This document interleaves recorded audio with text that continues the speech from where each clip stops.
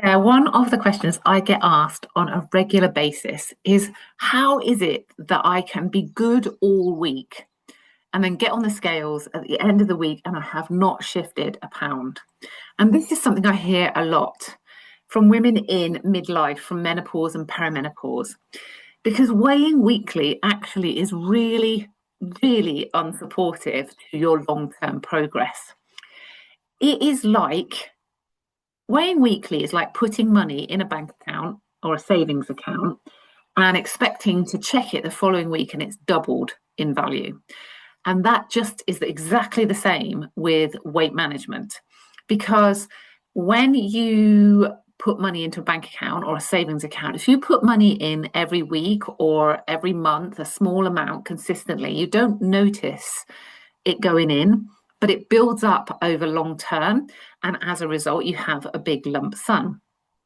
Now, it's exactly the same with weight loss because you can't just put money into a savings account and expect it to double. You can't just eat well for 1 week and expect yourself to have lost half a stone, expect the scales to have moved in this other direction. What you've got to do is take these consistent actions on a daily basis to help you move towards that longer term weight management. Weight loss is all about small, consistent actions taken on a daily basis that will get results long term, and you have to be in it for the long game. So, if I was getting on the scales at the end of every week and not seeing a difference in my weight, this is what I would do. Okay, the first thing I would do, and these are 5 tips I'm going to give you now. The first thing I would do is I would stop weighing myself, because weighing myself daily or weekly messes with your head, basically.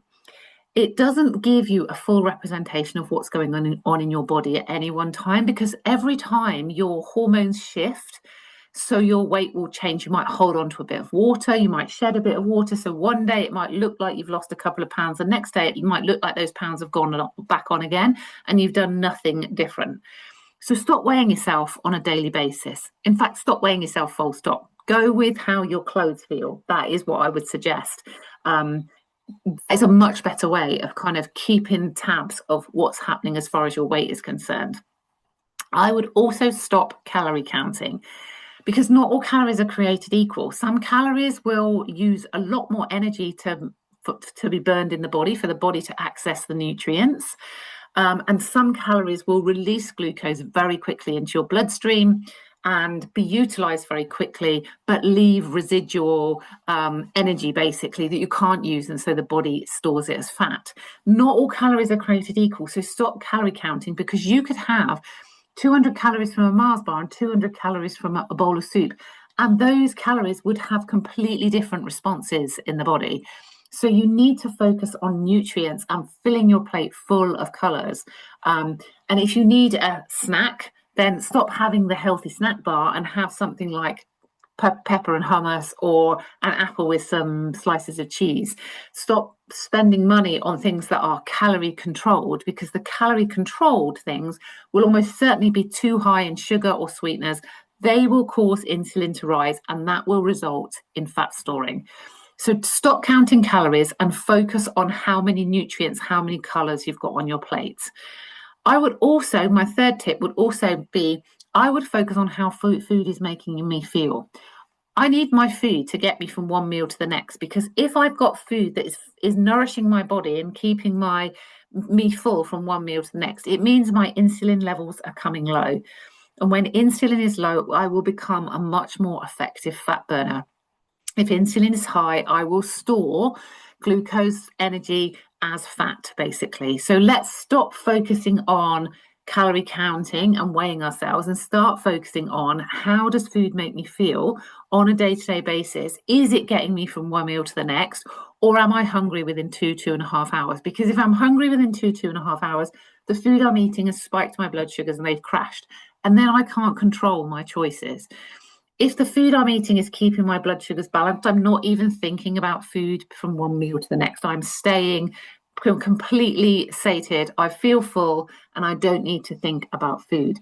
So really think about how food is making you feel. You want food, you don't want to feel bloated, hungry, tired after 2.5 hours of eating. You want to feel full and energized all the way through to the next meal. If it's making you feel bloated, tired, or hungry, then the food you're eating is not working for you. One of the questions that I often get asked is, how do I stop eating? How do I stop sitting on the sofa in the evening and snacking on food? Because I've always got this desire for sweet food in the evening. And that is because your blood sugars are out of balance. And by the time you get to the evening time, your blood sugars crash and you're reaching for sweet food. It's out of your control, that moment in time is. Actually, what you need to do is focus on what you had for breakfast, because when you focus on what you have for breakfast, and that keeps your blood sugars balanced all day long, you won't need to snack, or you won't have those sweet cravings in the evening. So my fourth tip is that I would prioritize a protein-rich breakfast, because that protein-rich breakfast is actually key to managing weight effortlessly, because it will get insulin balance from the start of the day. And if insulin is balanced from the start of the day, you get rid of these big swings, you keep insulin really nice and balanced, you don't think about food, and you won't be sitting on the sofa needing to snack. One of the biggest things that comes out of my Feel Fabulous Club is the ladies say, I can't believe I don't need to snack anymore. They've had years and years of feeling like they need to snack between meals because the food they have been eating has not worked for their body. As soon as you start listening to how the food is making you feel and having that protein-rich breakfast, you can balance out those blood sugars, and it gets rid of the need to snack between meals and in the evening as well. So my first tip is that I would stop weighing myself. The second tip is that I would stop calorie counting. The third tip is I would focus on how food is making me feel. The fourth tip is I would prioritize a protein-rich breakfast. And then my fifth tip is that I would prioritize sleep. I would get to bed by 10 o'clock and make sure that I am getting a good quality night's sleep, because we totally underestimate the value of a good quality deep sleep for fat burning, for regulating our cortisol levels, which is another hormone that causes us to hold on to weight, and for resetting our insulin. And when insulin is reset, we will start the day with nice balanced insulin. If you've had a bad night's sleep, you will end up prowling around the kitchen trying to find things to eat that won't take you over your calorie rate and won't put weight on. And then you'll just be tormented and miserable. So focus on getting a good night's sleep so that your insulin resets and you become a really effective fat burner through the night. So if I got on the scales on a Friday and nothing I had done that week had made any difference to where my weight was, those are the 5 tips that I would start implementing. I would stop weighing. I would stop calorie counting. I would prioritize a protein-based breakfast. I would focus on how food is making me feel, and I would make sure I got to bed at a decent hour and had good quality sleep. Because it is those small things done on a daily basis and done consistently that will get the results. It's like putting this small deposit into your Building Society account every single day that long term will add up to much greater. It's a much greater result because the interest will build up.